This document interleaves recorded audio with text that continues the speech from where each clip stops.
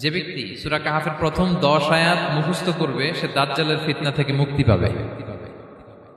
দাজ্জালের নাম তো আপনারা শুনেছেন, ভয়ঙ্কর ডেঞ্জারাস একটা ক্যারেক্টার। পৃথিবীর শুরু থেকে শেষ পর্যন্ত এর চেয়ে বড় ফিতনা আসেনি, আসবেও না। দাজ্জালের ফিতনা, সে তার এক চোখ থাকবে, আরেক চোখ এরকম বন্ধ থাকবে, এখানে লেখা থাকবে কাফারা।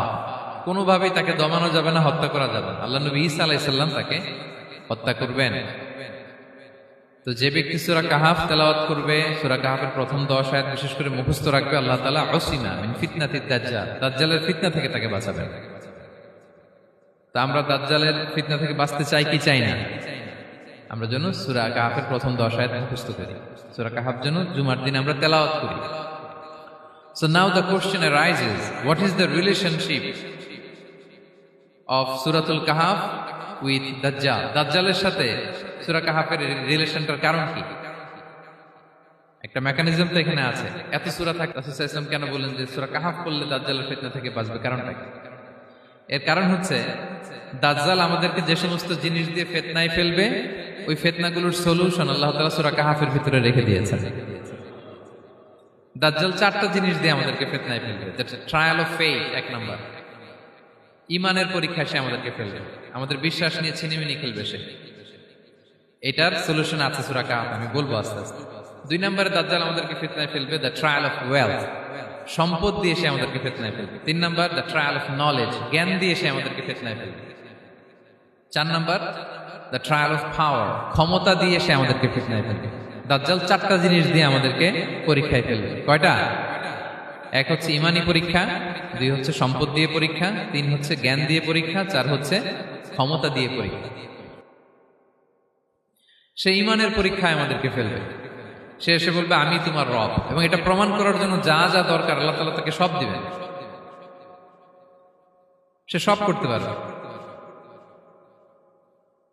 সে বলবে আমি তোমার রব। যদি বিশ্বাস না হয়, তোমার বাবাকে যদি জীবিত করে বিশ্বাস করবে? অনেকে বলবে হ্যাঁ আমার আব্বাকে জীবিত করে দেখান। তো তার বাবাকে ঠিকই সে জীবিত করে ফেলবে। আসলে শয়তান তার বাবার সূরত নিয়ে সামনে দাঁড়াবে। আরে তাই তো, এটাই তো আমার বাবা, এটাই তো আমার দাদা। মানুষ ফিতনায় পড়ে যাবে, ইমানের ফিতনায়। সে ভাববে আসলে এটাই বোধহয় আমার রব, এবং তাকে এত ক্ষমতা দেয়া হবে, তার ডান দিকে থাকবে জান্নাত, বাঁ দিকে জাহান্নাম। তার কাছে আল্লাহ এটা দিবে। যে তার কথা শুনবে তাকে সে জান্নাতে ঢুকাবে, কিন্তু জান্নাতে ঢুকে সে জাহান্নামের শাস্তি ভোগ করবে। এটা তার বাইরের মানুষ বুঝবে না, অ্যাপারেন্টলি এটা জান্নাত। আর যে তাকে মানবে না তাকে সে জাহান্নামে ফেলবে, কিন্তু জাহান্নামে ঢুকলেও সে জান্নাতের নাজ নেয়ামত ভোগ করবে। তাহলে এই যে ইমানের ফিতনায় সে ফেলে দিবে আমাদেরকে। তো ইমান কি করে বাঁচাবো, এটা সলিউশন আমি শোনাবো আপনাদের। 2 নম্বরে সে আমাদেরকে সম্পদ দিয়ে ফিতনায় ফেলবে। যার যা লাগবে সে তাই দিতে পারবে, যা লাগবে। সে যদি আকাশকে বলে আকাশ বৃষ্টি দাও, যাকে তারা মানবে ওই এলাকায় বৃষ্টি হবে, সুজলা সুফলা শস্য শ্যামলা হবে সে সমস্ত এলাকা, ফল মূলে ভর্তি হবে, বরকত আর বরকত।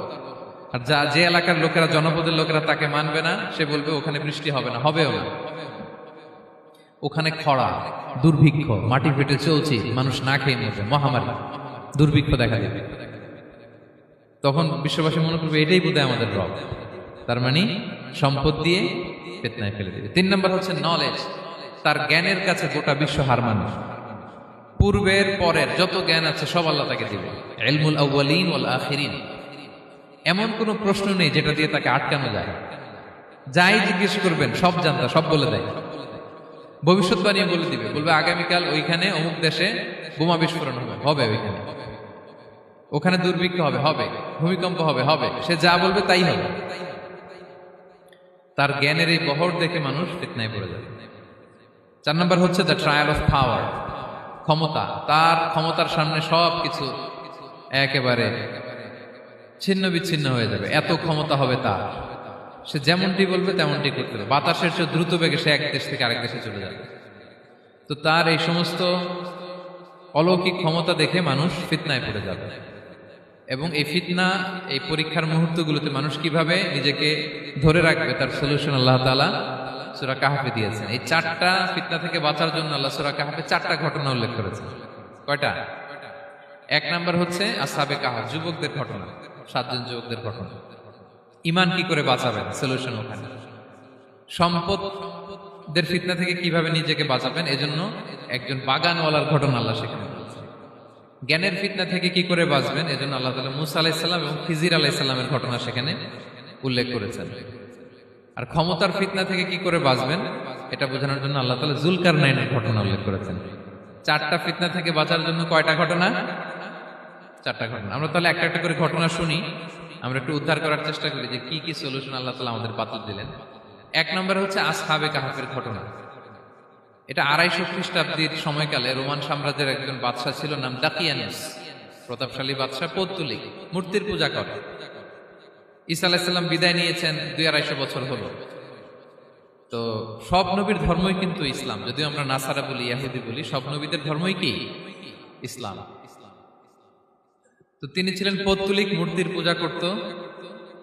আর তার এলাকায় কেউ যদি ঈসা আলাইহিস সালামের নাম নিত, আখিরাতে বিশ্বাস করতো, আল্লাহ বিশ্বাস করতো, তাদেরকে তারা পাথর মেরে হত্যা করত।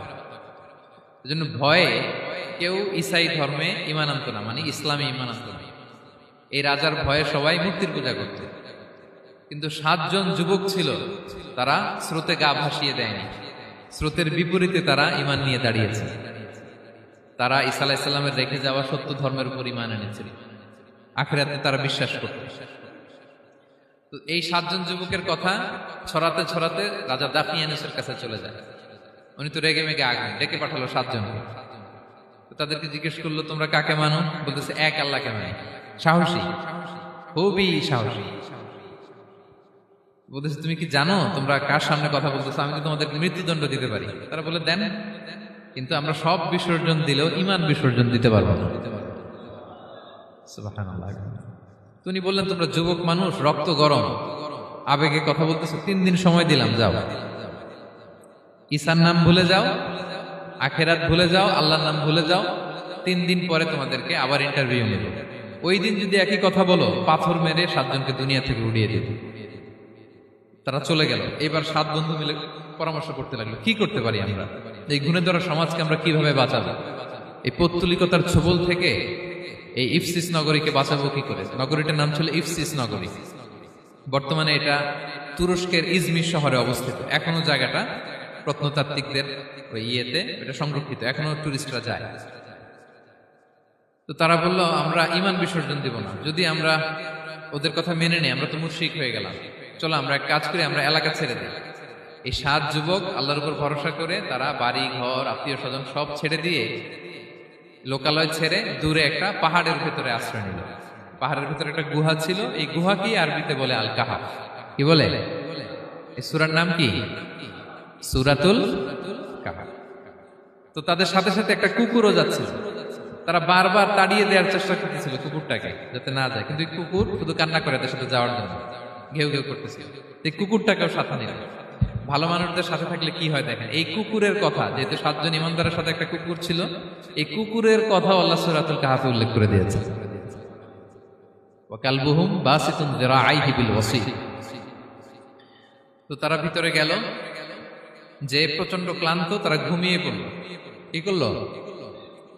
এই এক ঘুমে আল্লাহ 309 বছর কাটাই দিলেন। কয়শো 9 বছর? 9 বছর ঘুম, সব ঘুম, প্রচন্ড ঘুম, ঘুম যেন আর কাটে না। 309 বছর পরে এরা জাগে। এখন খুব ক্ষুধা, ঘুমে আর মোর ভাঙতেছে। আর একজন জিজ্ঞেস করতেছে, কি লম্বা সময় ঘুম দিলাম কোথায় আমরা? একজন বলতেছে, হ্যাঁ মনে সারাদিনই ঘুমাইছি আমরা। আরেকজন বলতেছে, না না সারাদিন না, দিনের কিছু অংশ হয়তো ঘুমাইছি। আসলে কয় বছর ঘুমাইছে? 309 বছর। তো এদিকে সভ্যতার তো চেঞ্জ। এখানে ওই দাকিয়ানুস মরে, এর ছেলে মরে, এর নাতি মরে, পুতি মরে, এখন 6ষ্ঠ নম্বর রাজা আসছে। প্রজন্মের পর প্রজন্ম তো শেষ। 309 বছর কমপক্ষে 4-5টা জেনারেশন চেঞ্জ হবে। তো জেনারেশন চেঞ্জ হয়ে, এলাকা চেঞ্জ হয়ে, তারা যে স্বপ্ন দেখেছিল এই ইফসিস নগরীতে কালিমার পতাকা উঠবে, তাদের স্বপ্ন আল্লাহ বাস্তবায়ন করেছেন। 309 বছরের ব্যবধানে এই এলাকার সবাই মুসলিম হয়ে গেছে। আল্লাহ চাইছিলেন ওদেরকে দেখাবে এটা, ওদের স্বপ্নটা যে বাস্তবায়ন হয়েছে এটা দেখাবে। তো ঘুম থেকে উঠছে, একজনকে তারা বললো যে লুকায় লুকায় চাদর মুড়ি দিয়ে কিছু রুটি নিয়ে আসো বাজার থেকে, যাতে তোমাকে না চিনে। চাদর মুড়ি দিয়ে যাও। কিছু পয়সা ছিল, মুদ্রা দিয়ে দিস। তো সে যে যখন দোকানদারের কাছ থেকে রুটি নিছে আর মুদ্রা দিছে, দোকানদার বলে এই মুদ্রা কোত্থেকে আসলো? 309 বছর আগে মালয়েশিয়াতে রিঙ্গিট ছিল কিনা জানি না, যেভাবে ওরা ট্রানজাকশন করতে পারে যেটা ছিল ওইটা যদি এখন কেউ দেয়, রাজধানী বিলাসে খাবার পাওয়া যাবে? হ্যাঁ। তো রুটিওয়ালা বলে তুমি বর্তমান সময়ের মুদ্রা দাও, এটা দিচ্ছ কেন? বলতেছে এটা তো বর্তমান সময়ের মুদ্রা। বলতেছে এই যে মুদ্রার মধ্যে দেখো কোন সালের সিল দেওয়া, এটা তো শত শত বছর আগে। বলতেছে কি বলে শত বছর আগে? আমি তো আজকে সকালেই বাজার করলাম, ওই বাজার করে যে টাকাগুলো ছিল ওইটাই তো পকেটে। বলতেছে বলে কি? নিশ্চয়ই তুমি গুপ্তধনের সন্ধান পেয়েছো, হিডেন ট্রেজার। বলো, মানে তার সাথে এদের কথাবার্তা কিছু মিলতেছে না। পরে তাকে ধরে ওই সময়কার রাজার কাছে নিয়ে গেছে। ওই রাজা আবার মুসলিম, সবাই মুসলিম তো হয়। সে যা বলে এরাও কেউ বিশ্বাস করে না, এরাও যা বলে এও বিশ্বাস করে না। আর এলাকায় এর বাড়িঘর আসবে কোত্থেকে? এর নাতি পুতি যা আছে 5-6 পুরুষ তো মরে সবাই কবরে। তখন তার কথা শুনে সবাই অবাক। তো এটা মিলানোর জন্য তারা 309 বছর আগের দাকিয়ানুস বাদশার সরকারি যে নথিপত্র, ওই পুরাতন ছিঁড়া নথিপত্র তারা বের করলো। বের করে দেখে ঠিকই দাকিয়ানুস নামে এক বাদশা ছিল, আর অনেক শত শত বছর আগে মোস্ট ওয়ান্টেড 7 জন যুবক ছিল যাদের ব্যাপারে এক্সিকিউশনের অর্ডার ছিল। এখন দেখে তারা অবাক। লম্বা ঘটনা আমি শর্ট করে বলতেছি। পরে সবাই মিলে তাকে সহ ওই গুহায় গেল। গুহায় যাওয়ার পরে সে বাকিদেরকে ডাকতে গুহার ভিতরে ঢুকলো। আল্লাহ তাআলা 7 জনকে ওইখানে মৃত্যু দিয়ে দিলেন। চিরকালের জন্য এই 7 জন ঘুমায় পড়ল। আর এলাকাবাসী রাজা সহ ওইখানে তারা একটা মসজিদ নির্মাণ করলো। This is the story of আসহাবে কাহাফ। তো এলাকাবাসী যদিও মুসলিম হয়েছিল, কিন্তু আখিরাতের ব্যাপারে তাদের একটা সন্দেহ ছিল যে আসলে মানুষ মরার পরে কি আবার জীবিত হবে? মৃত্যুবরণ করার পরে আবার মানুষ জীবিত হবে? তাদের মনের মধ্যে একটা সন্দেহ ছিল যে আসলে মারা গেলে মানুষ আবার উঠতে পারে। তাদের এই সন্দেহ দূর করার জন্য আল্লাহ তাআলা এই 7 জনকে 309 বছর ঘুম পাড়িয়ে আবার জীবিত করলেন। সুবহানাল্লাহ বিহামদিহি। তাহলে ঈমান কিভাবে বাঁচাতে হয় এটার প্রেরণা আমরা এই 7 যুবকের কাছ থেকে পাই। এখানে যেটা আমরা শিখি প্রিয় ভাইরা, 1 নম্বর লেসন হচ্ছে আমাদের গুড কোম্পানি লাগবে, রাইটাস পিপল, মানে আমাদের সার্কেলটা ভালো হইতে হবে। তাদের 7 জনের সার্কেলটা খুব ভালো ছিল, ফলে তারা বিপথে যায় না এবং তারা এমন শক্ত সিদ্ধান্ত নিয়েছে যে আল্লাহ তাআলা সেটাতে বরকত দিয়েছেন, গোটা সমাজকে আল্লাহ তাআলা চেঞ্জ করে দিয়েছেন। এটা হচ্ছে 1 নম্বর লেসন। আপনি ঈমান বাঁচাতে হলে আপনার সার্কেল ভালো লাগবে। খুঁজবেন যে এলাকায় যাবেন ওখানে নামাজি সার্কেল কারা আছে, ওখানে জ্ঞানী গুণী সার্কেল কারা আছে, ওখানে ভালো কাজ করতে চায়, একে অপরকে সহযোগিতা করে, কল্যাণের পথের যাত্রী কারা আছে খুঁজতে হবে আপনাকে। খুঁজে ওই সার্কেলে আপনি যুক্ত হবে, তাইলে ঈমান বাঁচানো যাবে। ক্লিয়ার? 2 নাম্বার হচ্ছে the conflict between believers and disbelievers it's universal. সত্য মিথ্যার লড়াই এটা চিরন্তন, আজীবন থাকবে। এটা ওনাদেরও ছিল, এখনো আমাদের লড়াই করে যেতে হচ্ছে, আমাদের ভবিষ্যৎ প্রজন্মও করবে। এই লড়াইটা আমরা করে যেতে চাই। কি বলেন? হ্যাঁ, থামা যাবে না? আমরা থামতে আসিনি, আমরা এই লড়াইটা করে যাব। আমরা সত্যের কথা বলেই যাব ইনশাআল্লাহ। বলেন। 3 নাম্বার হচ্ছে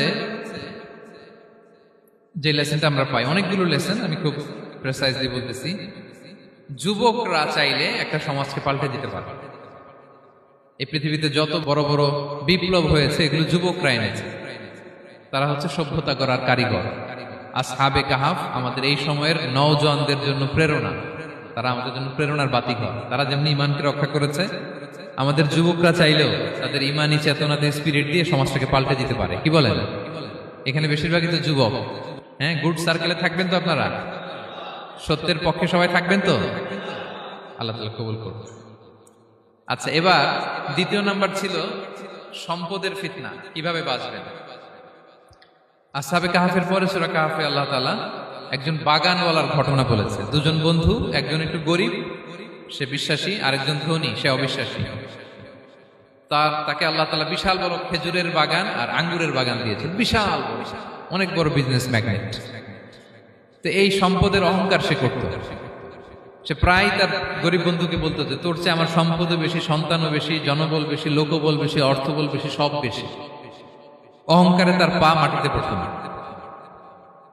আর সে আখিরাতে অবিশ্বাস করত এবং সে বলতো যে এই সম্পদ আমারে বাঁচাবে, চিরকাল আমাকে স্মরণীয় করে রাখবে, এই সম্পদ কোনোদিন যাবে না। অনেক বড় বড় ধনীরা আছে, তারা এরকম মনে করে যে আমি এত বড় সিআইপি, হ্যাঁ, আমি এত বড় বিজনেস ম্যাগনেট, এই দিন বোধহয় আর চেঞ্জ হতে পারে না, আমার আজীবনই বোধহয় এত পাওয়ার থাকবে, এত সম্পদ থাকবে। এটা ভুল ধারণা। এটা কি ভুল ধারণা? এই যে তুরস্কে দুর্ভিক্ষ হইল না, আপনারা দেখছেন না যে অনেক সম্পদের মালিক বাড়ি ঘর ভেঙে রাস্তার ফকির। এখন ওই যে ডিফিউজিদের জন্য যে খাবার আসছে, ওখানে লাইনে দাঁড়াইছে, কারণ এখন লাইনে না দাঁড়ালে খাবারও তো মিলবে না।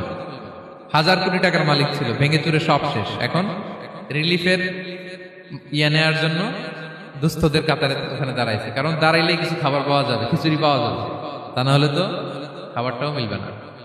এই যে বঙ্গবাজারে আগুন লাগলো আমাদের বাংলাদেশে, 20টা-25টা দোকান ছিল অনেকের যাদের অন্যান্য বিজনেস আছে তারা হয়তো সার্ভাইভ করতে পারতেছে, কিন্তু এমন অনেক ব্যবসায়ী ছিল সব শেষ, জ্বলে পুড়ে তার টাকা পয়সা পুঁজি স্বপ্ন সব শেষ। তো ধনীকে গরিব বানাতে আল্লাহর 1 সেকেন্ডও লাগে না। ওই বিশাল প্রাসাদ থেকে টেনে ভাঙ্গা থালা হাতে দিয়ে রাস্তায় নামাইতে আল্লাহর কয় সেকেন্ড লাগে বলেন তো? 1 সেকেন্ডও লাগে না।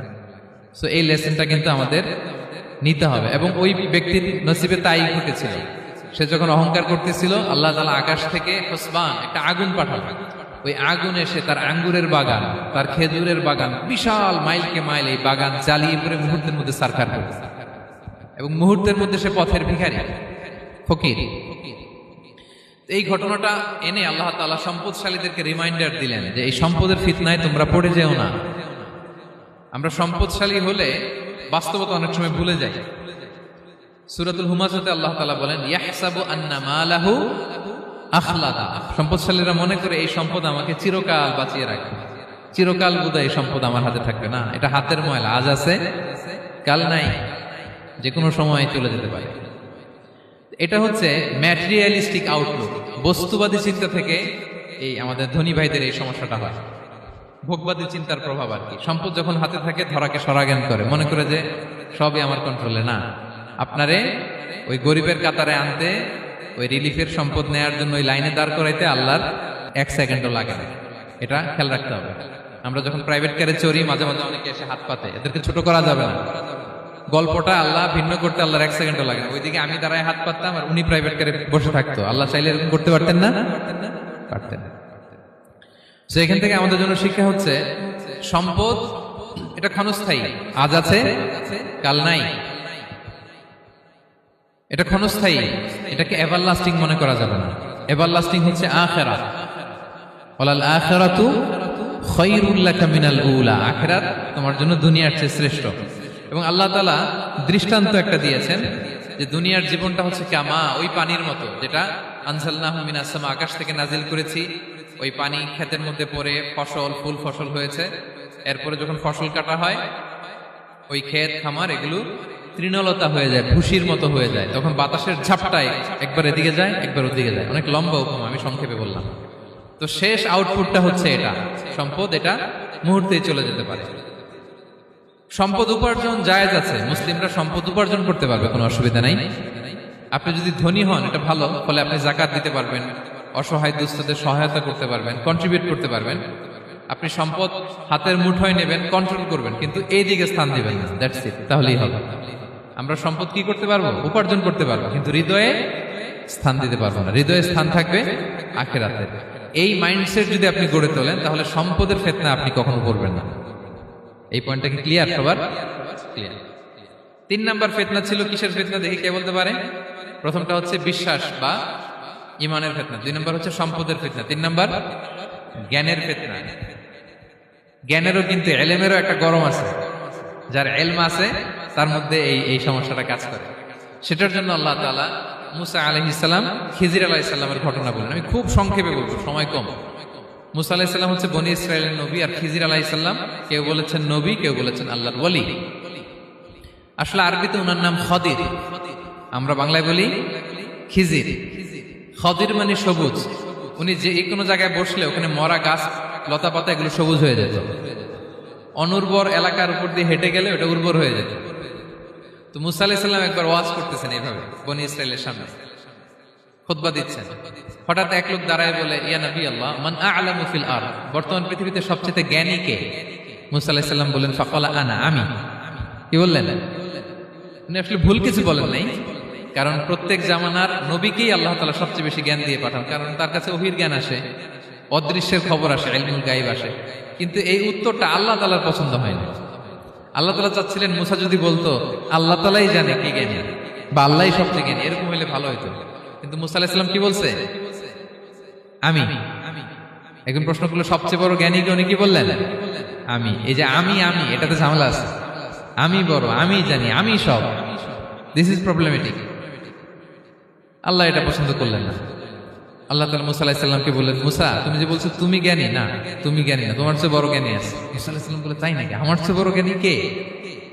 তো আল্লাহ তাআলা বললেন, ইযহাব ইলা মাজমাইল বাহরাইন, দুই সাগর বা দুই নদীর মিলনস্থলে যাও, ওখানে আমার এক বান্দা আছে তোমার চেয়েও জ্ঞানী। মুসা আলাইহিস সালাম বললেন, তাই নাকি?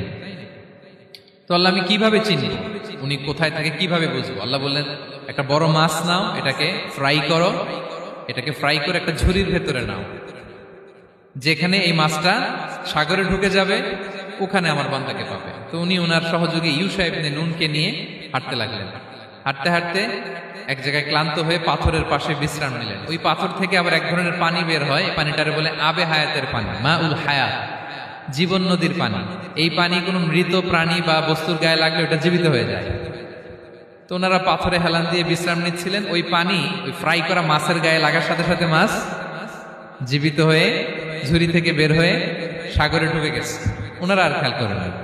এরপর আবার হাঁটতে লাগলেন। হাঁটতে হাঁটতে যখন ক্লান্ত শ্রান্ত, তখন বলে, এই ইউশা, আমাদের ওই মাছ ফ্রাই মাছটা দাও, এখন খাই। ঝুড়ি খুলে দেখে মাছ নাই। মাছ গেল কোথায়? তখন ইউশা বললো, হয়তো আমরা যে পাথরের ওখানে বিশ্রাম নিয়েছিলাম ওখানে আমরা মিসিং, ওখানে হারাই ফেলছি। চলো চলো, আরে ওইদিকে তো যাইতে হবে আমাদের। উনি গেলেন, যে দেখে মাছ যে জীবিত হয়ে বালুর এদিকে নাড়াচাড়া করতে করতে সাগরে ঢুকে গেছে, ওখানে দাগ আছে। মুসা আলাইহিস সালাম ঢুকলেন সুরঙ্গ, ঢুকে দেখে চাদর গায়ে দিয়ে এক লোক শুয়ে আছে। সালাম দিলেন, আসসালামু আলাইকুম। ওই লোক চাদর আর সরায় না, ভিতর থেকে বলতেছে, ওয়ালাইকুম আসসালাম। তো চাদরের ভিতর থেকে উনি বলে, মান আন, তুমি কে? মুসা আলাইহিস সালাম বললেন, আনা মুসা, আমি মুসা। উনি বলেন, মুসা বনি ইসরাইল, বনি ইসরাইলের মুসা? বলেন, হ্যাঁ। কেন এসেছো? এবার চাদর খুললেন, বলতেছে, আপনার কাছ থেকে কিছু শিখতে আসছি। আল্লাহ বলছে, আপনি নাকি সবচেয়ে বড় জ্ঞানী। আমি ভুল করে বলে ফেলছিলাম আমি, আল্লাহ বলছেন যে আপনি নাকি জ্ঞানী। বলতেছে, না, তুমি আমার জ্ঞান নিতে পারবে না, ওই ধৈর্য শক্তি তোমার নাই। মুসা আলাইহিস সালাম বললেন যে, আপনি যে কোনো শর্তে আমাকে একটু রাখেন কয়েকদিন, আপনার সাথে আমি রাজি। বললেন, না, তুমি পারবে না। মুসা আলাইহিস সালাম জোর করতে লাগলেন। অবশেষে খিদির আলাইহিস সালাম রাজি হলেন। বললেন, শর্ত হচ্ছে আমি যাই করি আর না করি আমাকে কোনো প্রশ্ন করা যাবে না। মুসা আলাইহিস সালাম বললেন, ওকে। সফর শুরু হলো। সামনে নদী, এক লোক তাদের নৌকা দিয়ে নদী পার করাই দিল। নদী পারাপারের পর খিজির আলাইহিস সালাম লাঠি দিয়ে নৌকার তলাটা ছিদ্র করে দিলেন। মুসা আলাইহিস সালাম বললেন, ইন্না লিল্লাহি, এটা আপনি কি করলেন? ওরা আমাদেরকে নদী পার করে দিল, আর যে ভাড়াটা আসছিল এটাও নিল না, আমাদেরকে সম্মান দেখালো, আপনি নৌকা ছিদ্র করে দিলেন। খিজির আলাইহিস সালাম বলছে, এই যে আমি বলছিলাম না তুমি ধৈর্য ধারণ করতে পারবে না, যাও, তোমার রাস্তায় তুমি, আমার রাস্তায় নেই। মুসা আলাইহিস সালাম আবার ক্ষমা চাচ্ছেন যে, আপনি আমার ক্ষমা করেন, আমি তো ভুলে গেছি, আর প্রশ্ন করবেন না। চলতে লাগলেন। হঠাৎ বাচ্চারা খেলতেছে, এক বাচ্চাকে ধরে হত্যা করলেন খিজির আলাইহিস সালাম। এবার তো মুসা আলাইহিস সালাম রেগে গেছে, আপনি করলেনটা কি?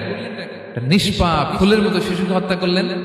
খিজির আলাইহিস সালাম বলে, এই যে আমি জানতাম যে তুমি ধৈর্য ধারণ করতে পারবে না, তোমার রাস্তা এক, আমার রাস্তা এক, যাও।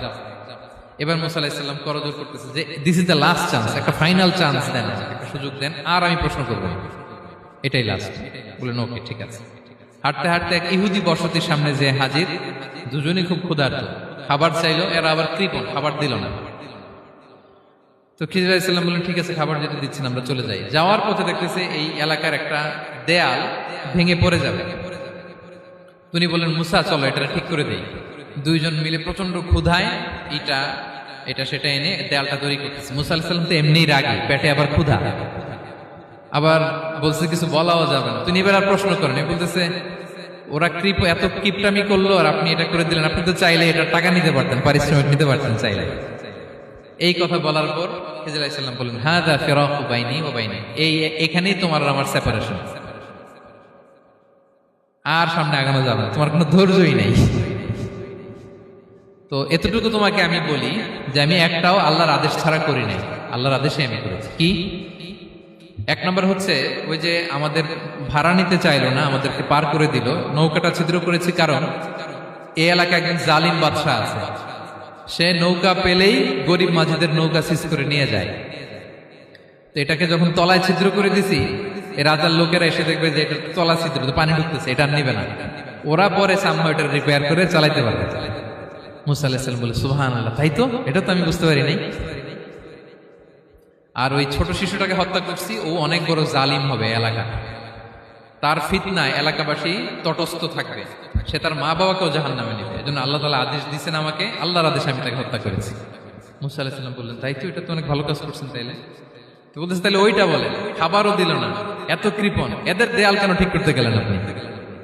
তখন তিনি বললেন যে আসলে এটা একটা ইয়াতিমদের ঘর ছিল, দুইটা ইয়াতিম শিশু, তাদের বাবা মা খুব ভালো ছিল, আর এই দেয়ালের নিচে আছে গুপ্তধন, এই দেয়ালটা পড়ে যাবে, এই গুপ্তধন তারা ছোট মানুষ নিতে পারবে না, এলাকাবাসী তাদেরকে বঞ্চিত করে নিয়ে যাবে। আমি দেয়াল গড়ে দিলাম যাতে করে তারা যখন প্রাপ্তবয়স্ক হয় নিজেদের সম্পদ নিজেরা বুঝে নিতে পারে। সুবহানাল্লাহ বিহামদিহি। মুসা আলাইহিস সালাম বলে তাই তো, এগুলো তো আমি বুঝতে পারি নাই।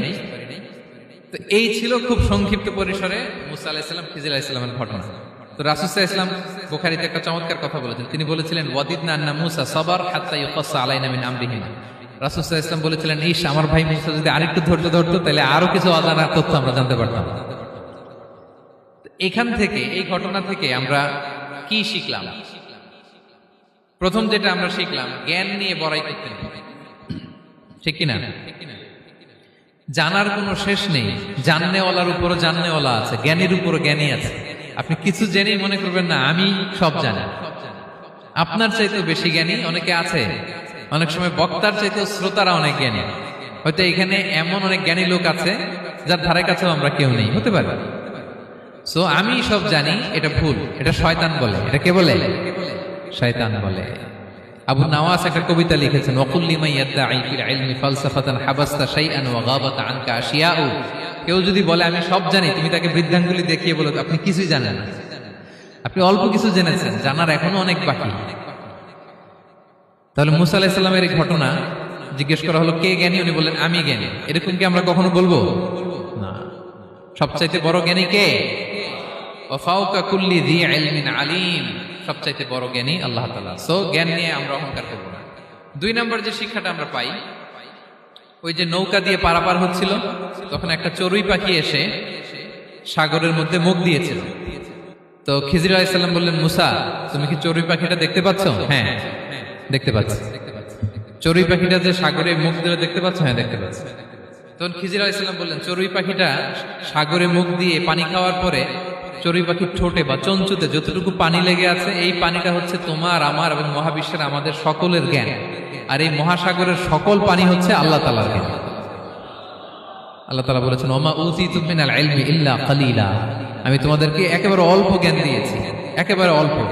এই রহস্যে ঘেরা এই মহাবিশ্বের অনেক কিছু আমাদের অজানা। প্রিয় ভাইরা, আমরা অনেক কিছু জানি না, আমাদের এই লিমিটেড নলেজ এগুলো ধরে না, তারপর আমরা জ্ঞানের বড়াই করি। আপনারা উপমাটা বুঝতে পারছেন? একটা নৌকা থেকে চড়ুই পাখি ঠোঁট দিয়ে পানি খাচ্ছে, পানি খাওয়ার পরে স্বভাবতই চড়ুই পাখির ঠোঁটে একটু পানি তো লাগবে। খিজির বললেন যে এই পানিটা হচ্ছে তোমার, আমার, পৃথিবীর সবার জ্ঞান, আর এই সাগরের বাকি পানিগুলো কার জ্ঞান? এবার বুঝতে পারছেন আল্লাহ তাআলার জ্ঞানের পরিধি। আমরা জ্ঞান নিয়ে যেন কখনো কি না করি, বড়াই না করি। জ্ঞান দুই ধরনের, একটা বাহ্যিক জ্ঞান, একটা অন্তর্নিহিত জ্ঞান। External knowledge, internal knowledge. আমরা যখন কোরআন হাদিস পড়ি আমাদের বাহ্যিক জ্ঞান অর্জন হয়। কোরআন হাদিস পড়লেই আপনি জ্ঞানী হয়ে জানেন। এটা কোরআন হাদিস পড়তে হয়, এটা ডাইজেস্ট করতে হয়, এটার উপর আমল করতে হয়। এই জ্ঞান অর্জন শেষে এরপরে আল্লাহর প্রিয় বান্দাদেরকে আল্লাহ অন্তরে ইলমের নূর দেন, ইলহাম দেন। That is the knowledge, that is the pure knowledge. আপনি হাফেজে কোরআন হয়ে ভাবেন না আপনি সব জানেন, আপনি বুখারী মুখস্থ করে ভাবেন না সব জানেন। এই সব জ্ঞান অর্জন করার পরে ইলমের নূর হাসিল হয়, সেটা আল্লাহ সবারে দেয় না। সো এই অন্তর্নিহিত জ্ঞান, দূরদৃষ্টি, farsightedness, that is the pure knowledge. এটার জন্য বছরের পর বছর, যুগের পর যুগ সাধনা করতে হয়। সেটার জন্য এই জ্ঞান অর্জনের জন্য তিনটা জিনিস করতে হয় ইলমের নূর অর্জনের জন্য। কয়টা?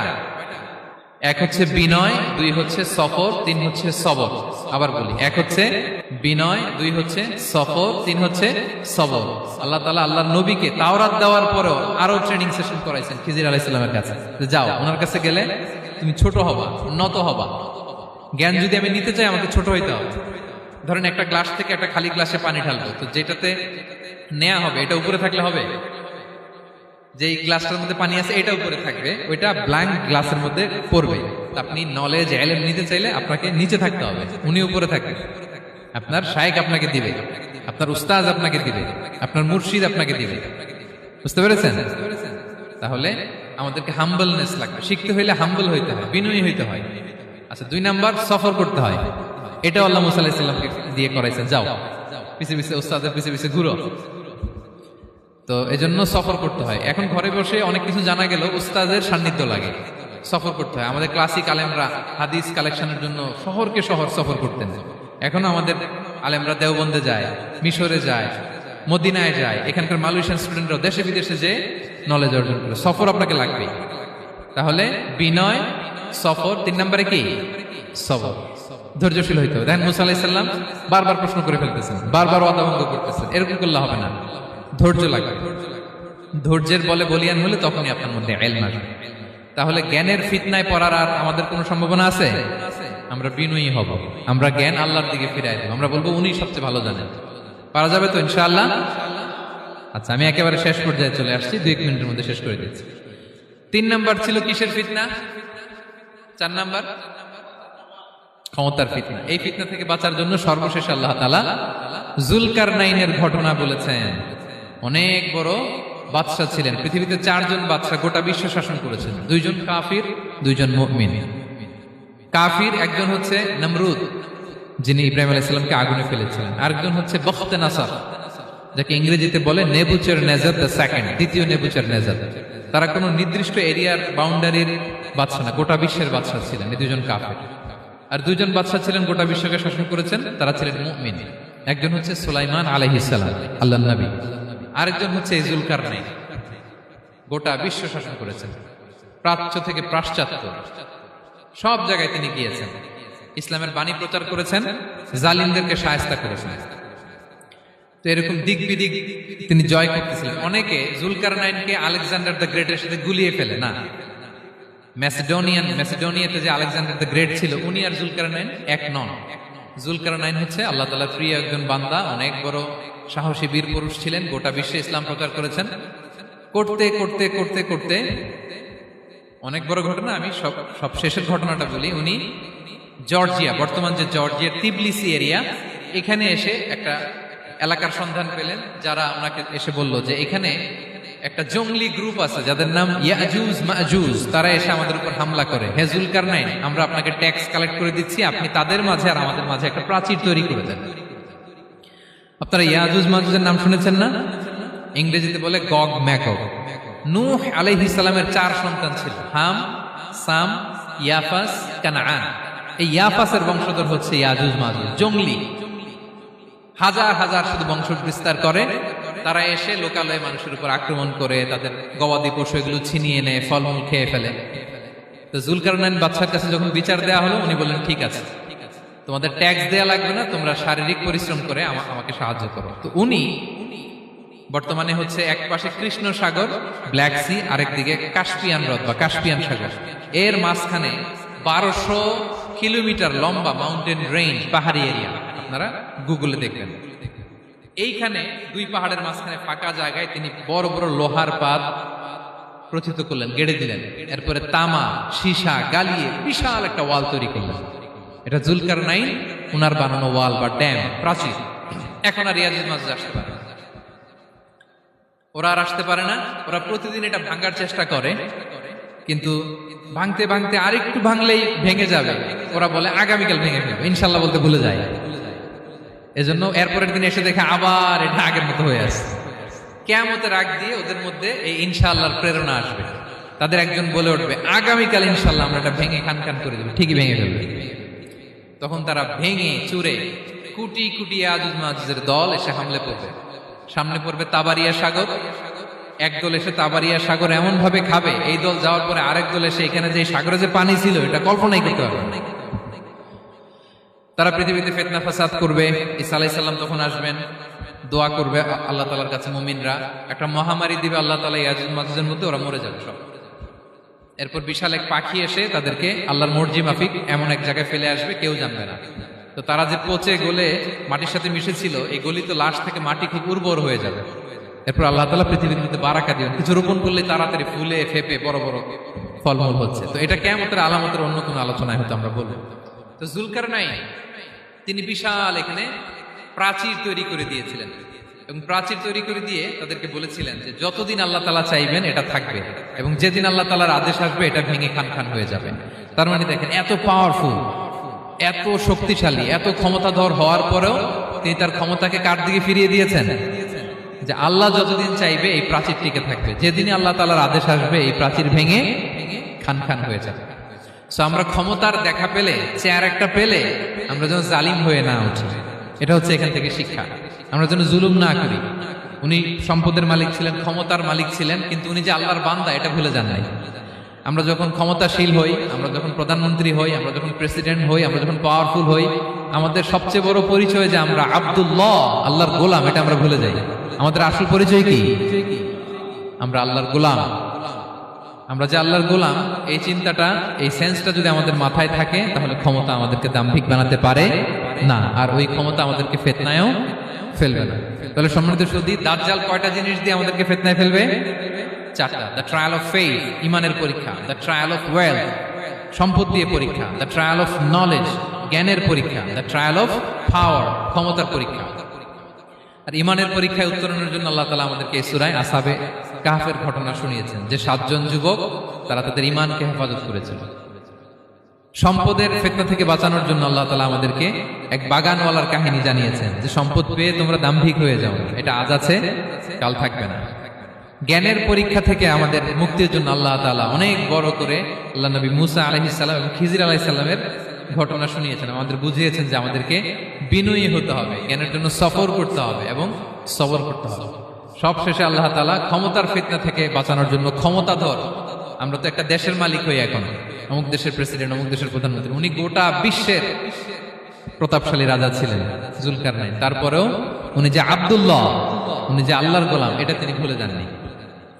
তাহলে এইভাবে যদি আমরা এই ফিতনাগুলো থেকে বাঁচার চেষ্টা করি, তাহলে এই ফিতনা থেকে আমরা বেঁচে থাকতে পারবো। এবং দাজ্জাল যদি এই মুহূর্তেও আসে, সে আমাদেরকে বিভ্রান্ত করতে পারবে না। পারবে? পারবে না ইনশাআল্লাহ। ইনশাআল্লাহ বলেন।